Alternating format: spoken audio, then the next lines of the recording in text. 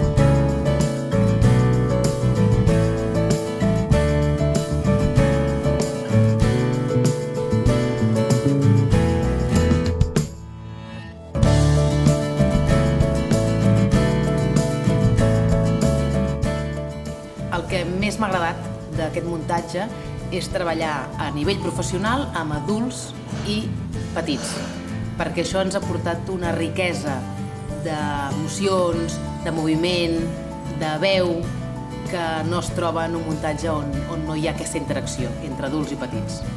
Per tant, és màgia.